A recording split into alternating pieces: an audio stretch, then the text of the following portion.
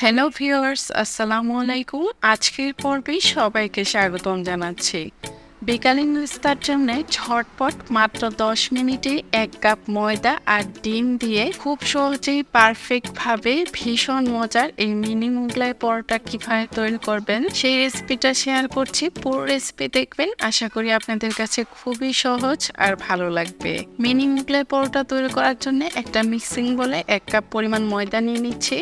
তবে ময়দার পরিবর্তে আপনারা আটাও নিতে পারেন। দিয়ে দিচ্ছি 1 চা চামচ পরিমাণ লবণ আর 1 টেবিল চামচ পরিমাণ রেগুলার রান্নার তেল। হাত দিয়ে ময়দার সাথে লবণ আর তেলটাকে খুব ভালোভাবে মিক্সড করে নিয়েছি। আর এভাবে মেশাতে যখন এই মিশ্রণটা খুব সহজে দলা পাকানো যাবে, আবার ভেঙেও ফেলা যাবে, তখন বুঝতে হবে ডোটা বানানোর জন্য এই মিশ্রণটা একদম রেডি। এখন অল্প অল্প করে নর্মাল পানি দিচ্ছি আর মিনি মোগলাই পরোটা তৈরি করার জন্য আমি একটা সফট আর পারফেক্ট ডো বানিয়ে নিচ্ছি। এই তো মিনি মোগলাই পরোটার ডোটা বানিয়ে নেওয়া হয়ে গিয়েছে। এখন এটাকে একপাশে সরিয়ে রাখছি। আর এখানে আমি একটা মিক্সিং বোল নিয়েছি, এর মধ্যে আমি দিয়ে দিচ্ছি দুইটা ডিম ভেঙে নিয়ে নিচ্ছে আর দিয়ে দিচ্ছি 2 টেবিল চামচ পরিমাণ পেঁয়াজ কুচি আর 1 টেবিল চামচ পরিমাণ দিয়ে দিচ্ছি কাঁচামরিচ কুচি, স্বাদ মতো দিয়ে দিচ্ছি ধনিয়া পাতা কুচি, 1 চা চামচ পরিমাণ দিয়ে দিচ্ছি লবণ আর 1/2 চা চামচ পরিমাণ দিয়ে দিচ্ছি গরম মশলার গুঁড়ো আর 1 চা চামচ পরিমাণ দিয়ে দিচ্ছি চাট মশলার গুঁড়ো। এখন একটা চামচের সাহায্যে খুব ভালোভাবে নেড়েচেড়ে সবকিছু মিশিয়ে নিয়েছি। এখন এই মিশ্রণটাকে একপাশে সরিয়ে রাখছি।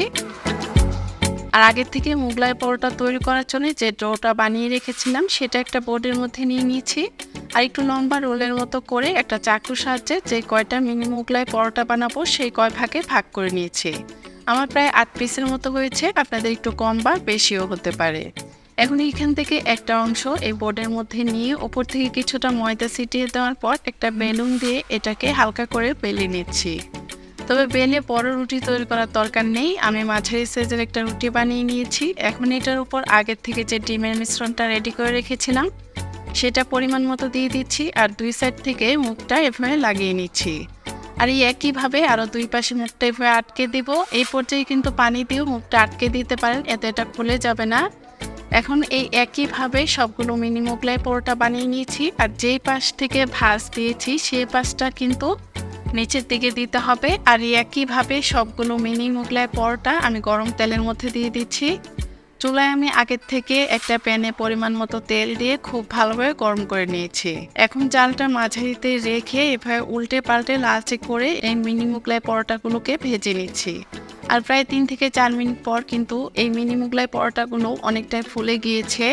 আর এভাবে ভাজতে ভাজতে যখন খুব সুন্দর এরকম লালচে একটা কালার চলে আসবে, এই পর্যায়ে একটা স্ট্রেনার নিয়ে তেল ছড়িয়ে এগুলো প্যানের থেকে উঠিয়ে নিচ্ছে। আর একইভাবে সবগুলো মিনি মোগলাই পরোটা ভেজে নিয়েছি। এ তো কত সহজেই কিন্তু মাত্র 10 মিনিটেই মিনি মোগলাই পরোটাগুলো তৈরি করা হয়ে গেল। বিকালের নাস্তায় ঝটপট এই মিনি মোগলাই পরোটাটা তৈরি করতে পারেন, ছোট থেকে বড় সবাই খেয়ে অনেক বেশি পছন্দ করবে। সবাই ভালো থাকবেন, সুস্থ থাকবেন। আজকে এখানে বিদায় নিচ্ছি। আল্লাহ হাফেজ।